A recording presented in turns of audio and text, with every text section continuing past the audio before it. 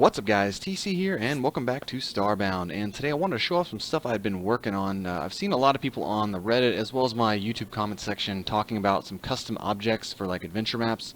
I have been working on my own adventure map, and I've made a whole lot of custom objects for it. I figured I would share them because I know a lot of people have been asking to kind of get a hold of them. I went ahead and did you guys a favor, and I packed them all into a vending machine, so you'll see all of them are in here. They cost 1 pixel, and this way you only have to download the vending machine one time, or spawn it in your game one time. You can have unlimited access. You don't have to keep spawning them in. It's a whole bunch of stuff. It's like different types of traps, conveyor belts, platforms, elevators, power-up spawns, all that stuff. So I want to show that off, and we'll kind of jump into that now. So one of the first ones here, I have these like elemental, basically traps. So in the game by default you have like a flamethrower and like a laser, but that's it. So I added some cool ones that are in my map. The first one here is like an electrical barrier. And you'll see here it just creates like a little electrical beam pretty much.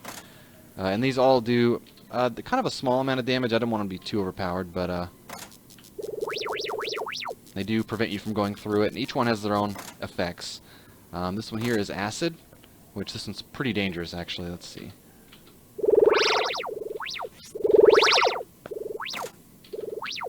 Yeah, so the poison sprayer will mess you up. This one's kind of cool. It's an icicle dropper. So we'll stand underneath this.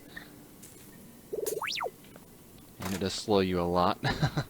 This next one here is a fireball thing, so think of like Mario. Kind of those little fireballs that pop up out of lava and stuff like that. The last one here, oh yeah, this one's cool. So this one's interesting. It pretty much spawns a projectile that tracks the player. Let's see. Here we go. So it'll pretty much follow you around.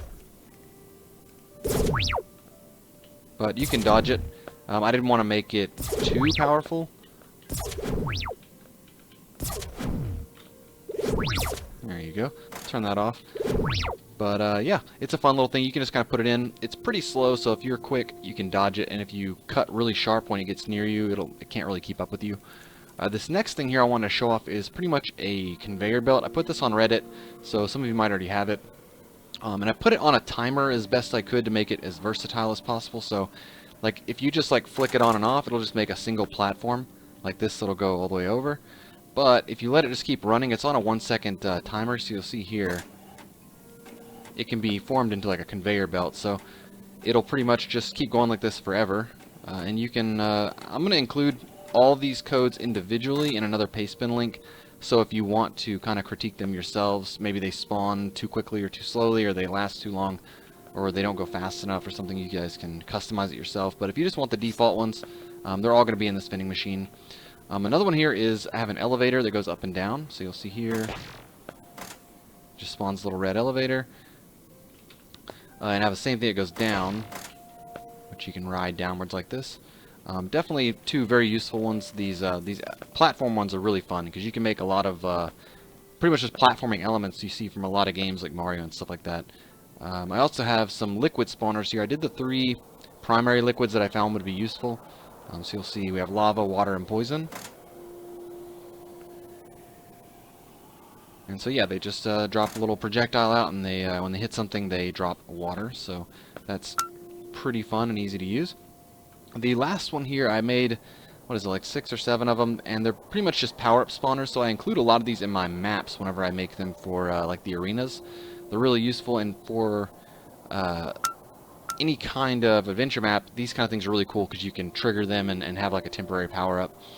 These all last for 20 seconds, but you'll see they have a variety of effects. I'm going to go back through here and catch them. Or, you have to be out of admin mode for them to work. So this one here is instant health, or no, I'm sorry, this one's regen. This one's instant health. This one's obviously speed.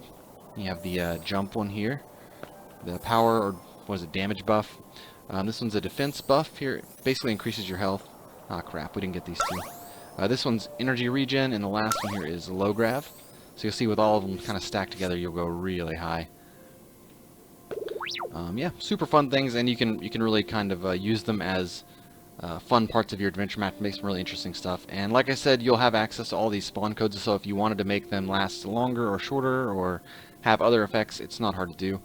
And the last one here is kind of a technical one. I find it really useful, but I wasn't sure if I should include it or not, but I went ahead and did it. So one thing that's kind of tricky in the game is it's hard to track if a player is in a large room, because all the like player detectors in the game are really tiny. It's like 2 or 3 block radius. So when I made a large one here that detects if players are inside the room. And so you'll see, as long as we're inside of this room here, it will these lights will stay on, but when we step out of it, it'll turn off. And you'll see it's also an invisible thing, so they're all connected to this right here. And so you can see it reaches all the way from back here to over there. And these are good because whenever you make an adventure map or anything like that, you don't want all of your traps and everything running when the player's not in the room. So with this, it kind of really lowers that pretty much the CPU usage on your computer, and nothing's going to catch on fire because you have so many things active. So it pretty much means as soon as the person gets near it, all the traps and stuff become active. And then when you leave the area, they're no longer active. It really reduces a lot of lag. So these kind of things are really important, and because it has such a huge radius, it lets you make a lot bigger rooms.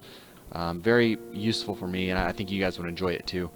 So yeah, that's what I have for you today. I am also working on some custom monster spawners. I have a ton of monster spawners that come in like little things like this, like these liquid spawners that, but they spawn monsters which I use in my arenas. The problem is that it's kind of hard to pack them into a vending machine because they're really large codes. So I'm trying to figure out what I should do with that. If you guys really want it, I can cram a lot of them into a couple of vending machines, and you guys can have access to it. But anyways, that's what I've got for you today. Let me know.